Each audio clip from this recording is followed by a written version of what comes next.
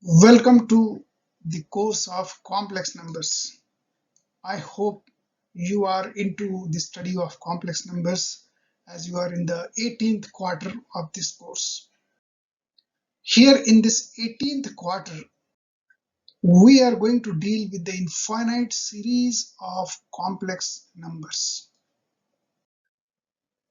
In this video lecture of infinite series of complex numbers, we are going to deal with obviously these series which are in form of complex numbers. Then we'll deal with some simple examples. We shall define the convergence of these series, and we shall talk about the absolute convergence of the series, and we are going to deal with a theorem related to the absolute convergence of the series.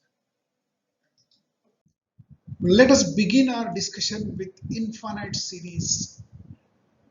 The definition of infinite series is as following.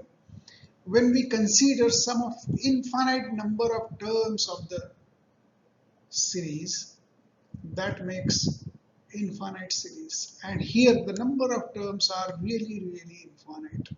So here we are adding a0 to a1 to a3, a2, a3 and so on. So a0 plus a1 plus a2 plus a3 and so on up to an, then an plus 1 and so on. We are going really to infinity.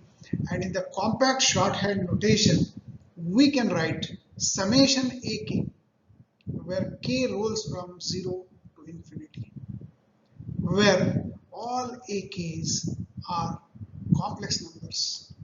I mean to say that it has a real component akx plus I times imaginary component aky.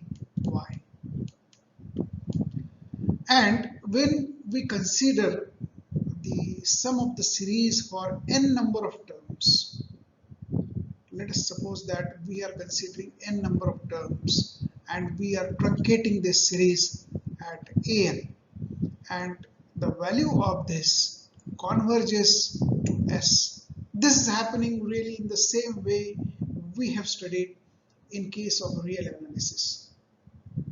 So this sequence n of partial sums up to nth term amounts to Sn. So it converges to the sum Sn, and then we can write Sn is equal to summation a0 plus a1 plus a2 plus a3 and so on up to an. And mathematically, instead of this infinity, we are truncating it to n. So summation k rolling from 0 to n. This is converging to value s.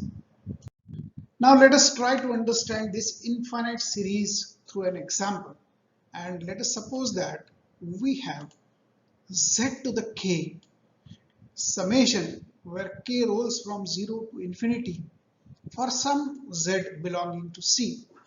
And as an example, I will prefer z is equal to say I by 2.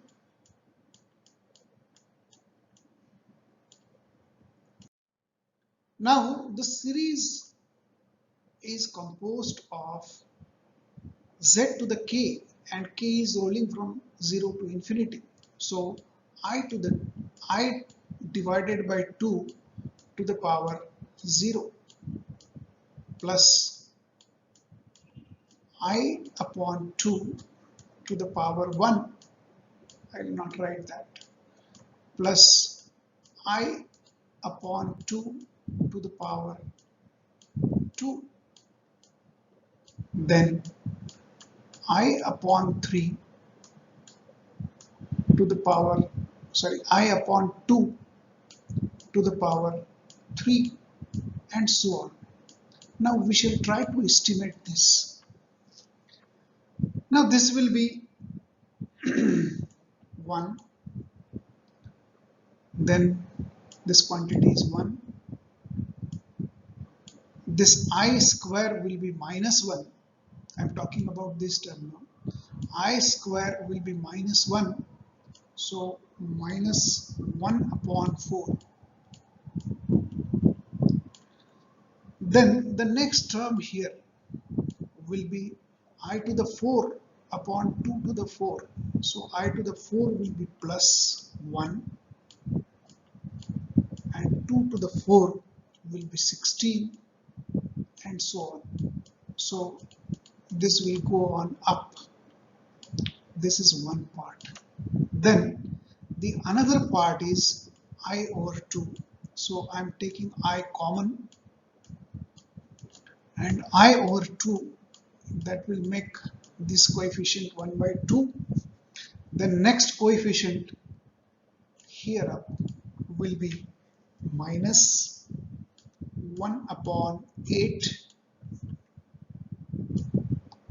Then the next coefficient up here will be plus 1 upon 32. You can imagine the terms and you can really do that, and you'll agree with me what I'm doing, and so on.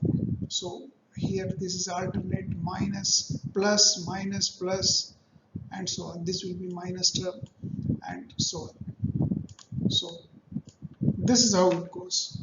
So it has some real part like here, then I times imaginary part. Now let us write the partial terms and sum them together. Now z to the power k rolling from 0 to infinity. So the first term is z to the power 0. Anything raised to 0 will be unity. Then z to the power 1 will be simply z, z to the power 2 z square and so on. So we can go on writing n number of terms here.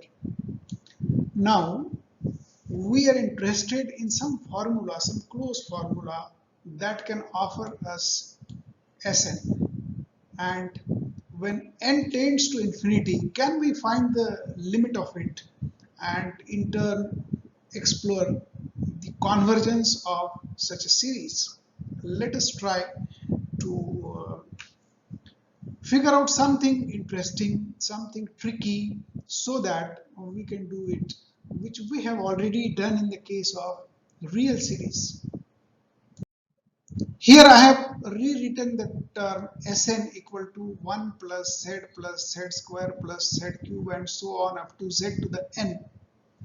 And in the next line, I am multiplying the whole equation by z on both sides. So z times Sn, here 1 into z will be z, z into z will be z square and so on. So here we have shifted one place up so that we have this new term, because when we multiply by z to the n, it will be z to the n plus 1. Okay.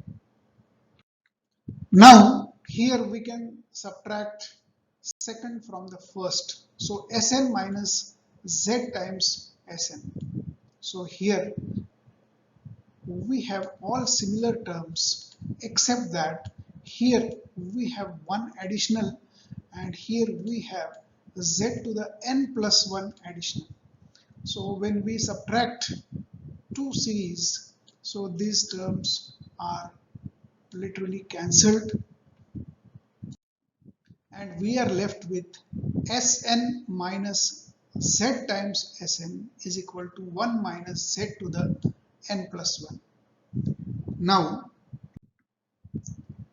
we can rearrange this, we can factor Sn from this, and inside bracket we have 1 minus z, and when we rearrange this equation for Sn, it is 1 minus z to the n plus 1 upon 1 minus z. So this is valid when denominator is not 0. Then only we can perform this operation. Otherwise, this will lead to a meaningless thing. So we have a restriction that z should not be unity. That's it. Then we shall see how this z to the n plus 1 behaves when mod of z is less than 1. In that situation, we consider a circle of unit radius. Here this is the circle of unit radius. And now when we consider some number which is having magnitude less than 1, and we are taking higher and higher power of that number, for example we are starting with this point, so we will go on getting collapsed onto the origin of the coordinate system, or origin of the complex plane. So as mod of z is less than 1, in that situation the term z to the power n plus 1, this will collapse to 0. So we'll be left with 1 upon 1 minus c. So under such a situation, summation z to the k rolling from 0 to infinity, this is our sk, or s infinity rather, and this is equal to 1 upon 1 minus z, provided that magnitude of z is less than 1 and equal to 1 is not permitted, so we have included everything in this notation. So once again look at this equation, Sn is equal to 1 minus z to the power n plus 1 upon 1 minus z. So when z is less than 1, what will happen? Let us suppose that here we have a real and imaginary axis, and then we have mod of z less than 1. So here first let me draw a circle of unit radius in this complex plane, and mod of z is less than 1. So we are having some point which is inside this circle of unit radius, and as the number n grows up, so what happens, this uh, Sn goes on getting reduced and it collapses to origin when n is really large. In another context, when mod of z is greater than 1, so for this situation we have some point outside the circle of unit radius, and as n grows, this grows heavily and goes out of the screen. However, when z is equal to 1, then the as n grows, we are rolling around the circle of unit radius. That is how this series is behaving. Now we want to analyze the situation in detail when mod of z is greater than or equal to 1. However, for mod of z less than 1, we have seen this is the condition and it is converging to a point. Now here we are interested in trying to understand what happens when mod of z is greater than 1. Here is a theorem: if the series summation akk rolling from 0 to infinity converges, if the series is convergent, it converges to a point, then ak should vanish as k approaches to infinity. This is a necessary condition. This theorem offers a necessary condition for the series converging. AKs, the terms are vanishing as k approach to infinity, but this is not sufficient condition, and probably we are into not sufficient condition. So let us try and understand how. If mod of z is greater than or equal to 1, then z to the power k, it will never be 0, and as k approaches to infinity, this will have higher and higher value instead of being 0. Thus summation k 0 to infinity z to the k does not converge. So this is not a converging series for mod of z greater than or equal to 1, we say that the series diverges for k greater than or equal to 1. Now, after concluding that the series is diverging for mod of z greater than or equal to 1, we shall go back to the problem for z less than 1.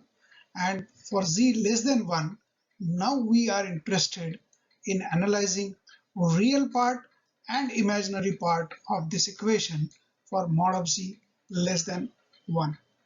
So in the next slide, we shall handle this equation and we shall try to understand how this series is behaving for mod of z less than 1.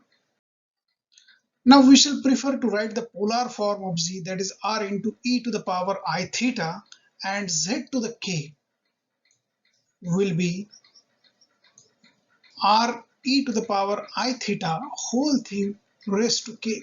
So it will be r to the k, and e to the I theta to the k will be e to the I k theta. We have done this somewhere in earlier phase of complex numbers.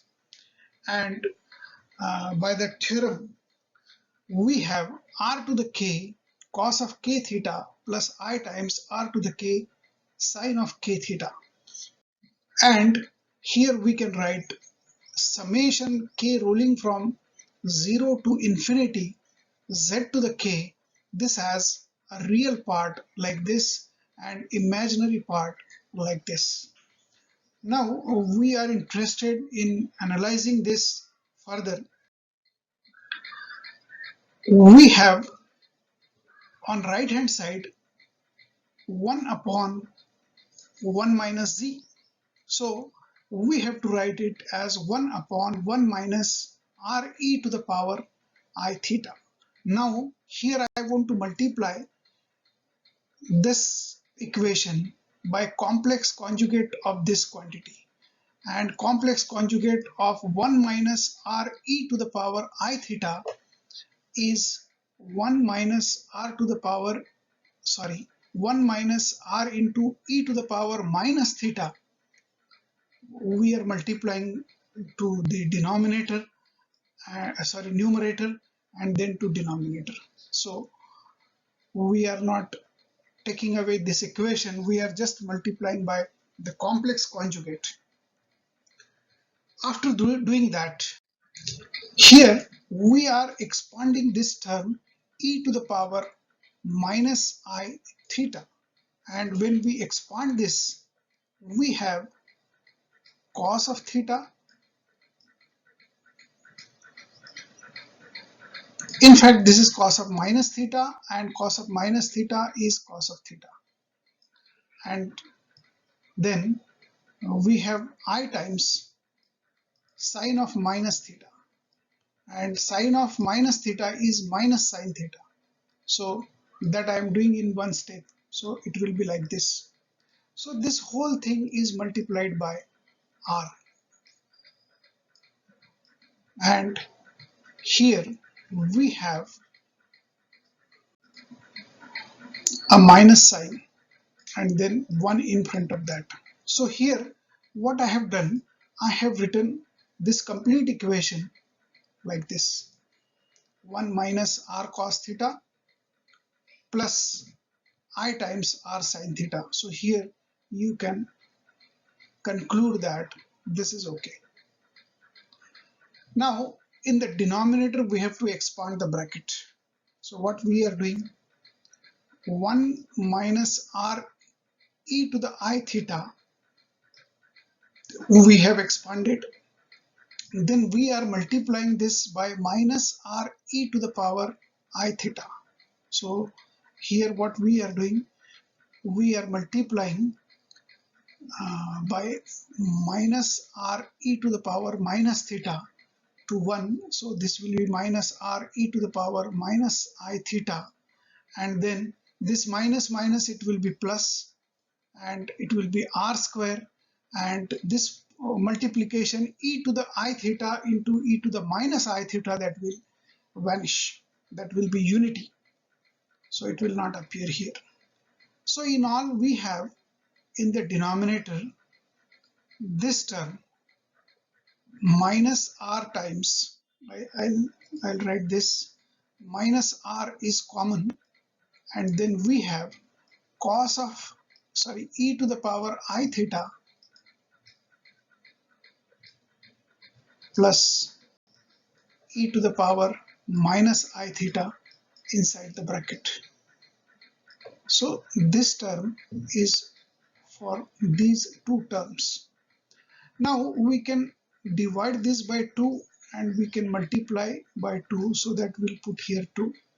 So this quantity is cos of theta. So minus 2r we have carried forward. So this minus 2r we have carried forward, and the another quantity is cos theta. So in all we have here this equation in which numerator is some real part plus I times imaginary part divided by some real part. So we shall rewrite this equation. So here you can look forward for this to be real part. This is the real part, and then for imaginary part you can consider the complete denominator, and in the numerator we have r sine theta. So here we have this as a real part, and here we have identified the real part, like this makes a complete equation, and this one is imaginary part. Here we shall roll through a simple problem wherein we are interested in finding summation where n is ruling from 0 to infinity I upon 2 to the power infinity. Now to find the convergence of this series, we have to use the trick that we have learnt. The trick is that if mod of z is less than or equal to 1, then our theorem is applicable. And here mod of I upon 2, here you have to prefer z as I upon 2, and mod of z, if you work that out, it is 1 by 2, and 1 by 2 is less than 1. So this condition is satisfied, so that we have the series that converges to a point. And where does it converge? It converges to the point 1 upon 1 minus z. So here we have to find 1 upon 1 minus z. Z is being replaced by I upon 2, and if you simplify that, you will come across the answer 4 plus 2i upon 5. Here we are extending our problem. We have proved that this series I by 2 whole to the power n, this is equal to 4 plus 2i upon 5. Now we want to extend this result to find out 1 minus 1 by 2 square plus 1 upon 2 to the 4 minus 1 upon 2 to the 6 plus 1 upon 2 to the 8. This is part of this series, and we are interested in finding the uh, convergence of this series going to what point using this result. So in order to find this, we have to use a trick, and the tricky thing I'm trying to explain you here, what we are going to do, we are having, if n is even, then we can write this n in the form 2k, and I to the n for n is even, it will be I to the power 2k, and this I to the power 2k is I square to the power k, and I square is minus 1. So here we can write I to the n for even values of n as minus 1 to the power k. Then the next thing is that if n is odd, then n can be written as n equal to 2k plus 1, and I to the power n we can write I to the power 2k plus 1 or 2k minus 1. Now this can be written as I into I square. and here we are writing I square as minus 1 to the power k. So this equation is a valid equation, and therefore we can segregate things for even values and odd values. So here we have I upon 2 to the power n, that we can write as I upon 2 to the power 2k plus I upon 2 to the power 2k plus 1. Now here this is I square to the power k, which is minus 1 to the power k, and here I to the power 2k plus 1 is minus 1 to the power k. The minus 1 to the power k times I. So I missed this. So here we have two parts. One part is real part. This part is real part, and the another one is imaginary part.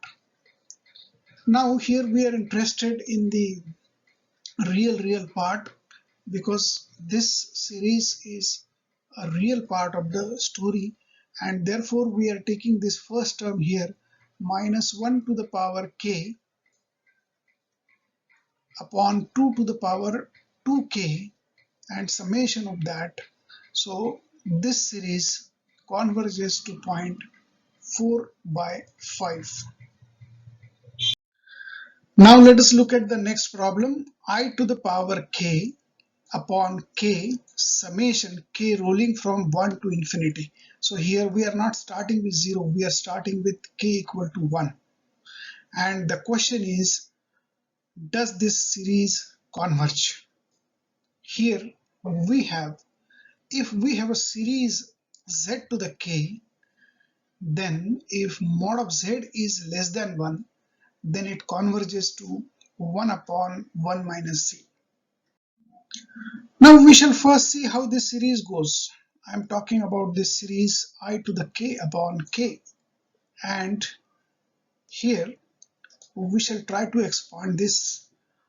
I to the 1 will be simply I upon 1. So I am writing simply I. Then I to the 2 is minus 1 upon 2. Okay. Then I to the 3 will be I square into I square is minus 1, so minus I upon 3. Then the next term is I to the 4, that is 1 divided by 4. Then the next term will be I upon 5. I'll not prefer to write it further. I'll just say minus 1 by 6, minus I by 7, 1 by 8 with plus sign, and so on. So this series will continue.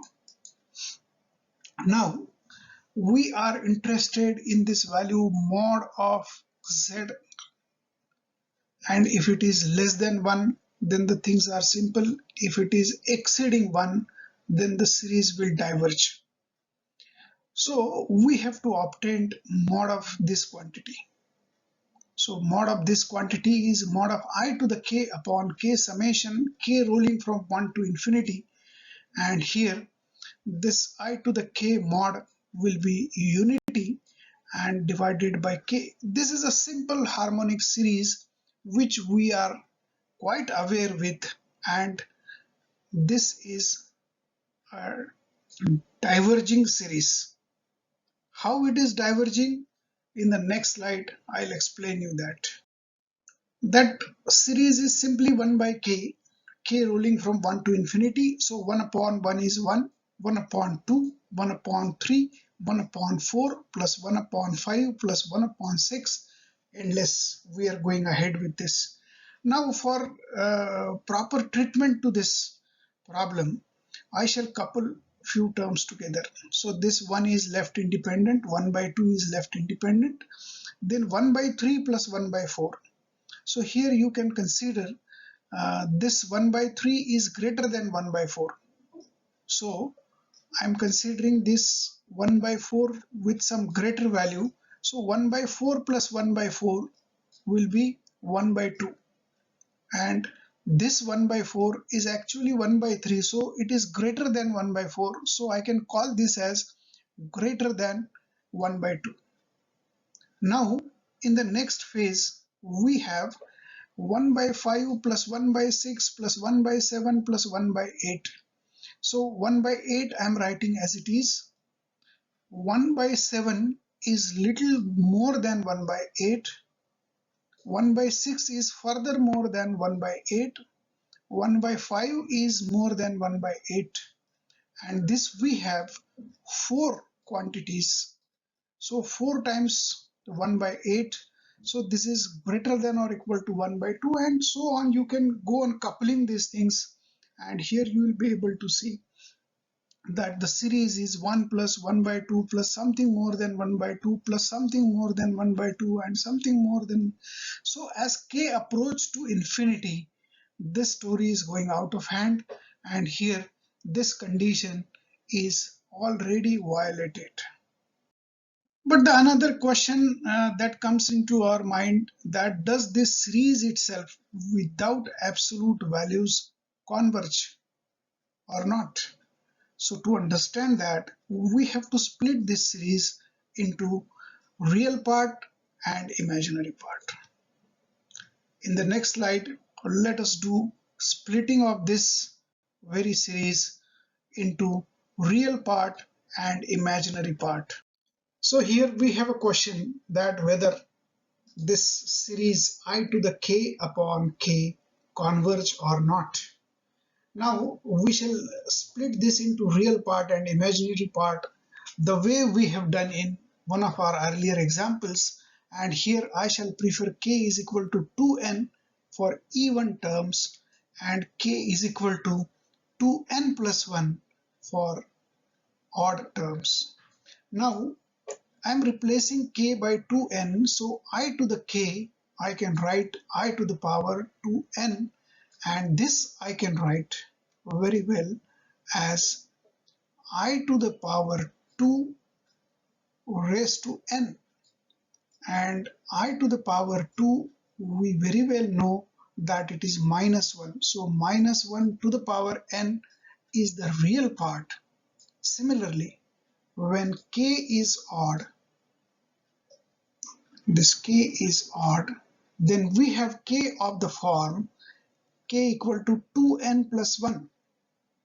So here if we start with n equal to 0, it will be the first term will be k equal to 1, and that is all right. So k is being replaced by 2n plus 1. So I to the k will be I to the power 2n plus 1. So I to the power 2n, again in this same fashion, I to the power 2n, this is minus 1 to the power n. So here we have split one I, and this part is real, that is multiplied by simply I. So this forms a purely imaginary part. So we have segregated our series into a real part and imaginary part, and out of that our series looks like as following.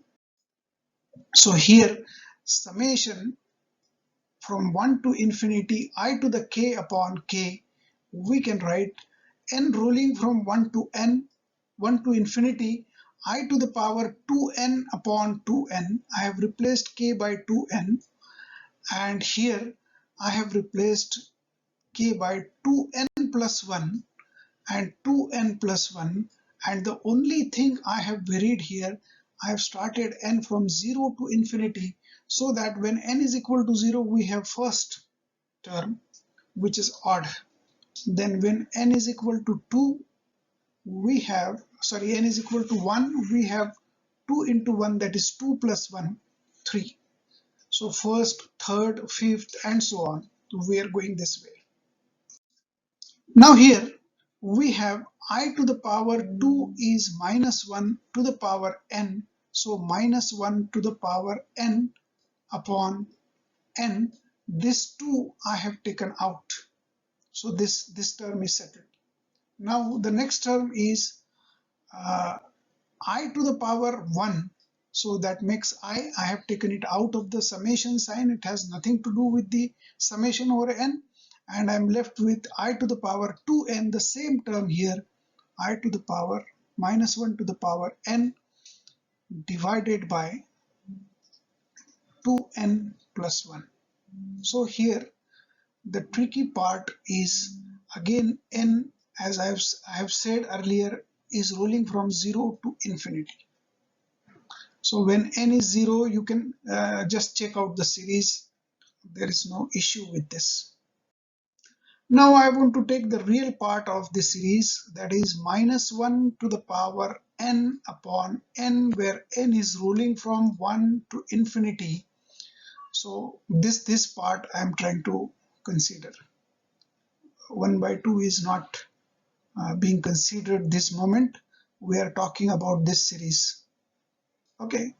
So when n is equal to 1, we have minus 1 to the power n upon 1, that is minus 1. When n is equal to 2, minus 1 to the power 2 will be 1, so plus 1 by 2, plus 1 by 2. So when n is equal to 3, minus 1 to the power 3 will be minus 1, and this n is replaced by 3. Then plus 1 by 4 and so on. You can go on raising further more terms for your understanding. And this is alternate harmonic series. Why it is alternate harmonic? Minus, plus, minus, plus, minus, then plus, and so on. So this is called as alternating harmonic series. And believe me, this series converges. And if you ask how it converges, I'll just quickly explain you that. Let us suppose that we have a number line. Let me state this as a number line. And on this number line, let us suppose that this is 0 and this is minus 1. We are starting with minus 1. So here the first term is minus 1. So the first term takes me here. Then the second term is plus 1 by 2. So here this is the value minus 1 by 2, which is in between minus 1 and 0. So I am adding plus 1 by 2 in this. So by adding second term, I am reaching to this point. Then third is minus 1 by 3. So here I have to subtract 1/3 from this. So here I have subtracted 1/3. Then I have to add 1/4. So 1/4 I am adding to this.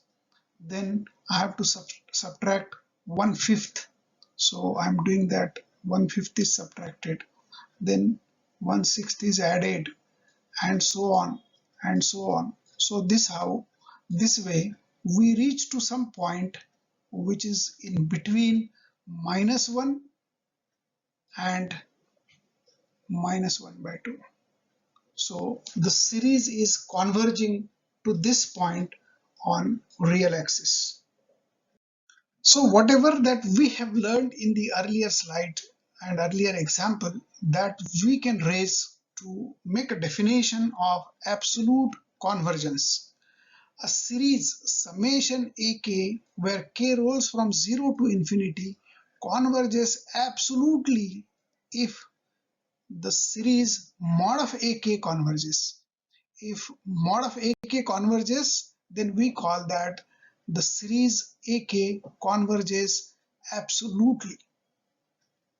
So here's the example that we have discussed earlier, that states that z to the k, where k rolling from 0 to infinity converges, and converges absolutely if mod of z is less than 1.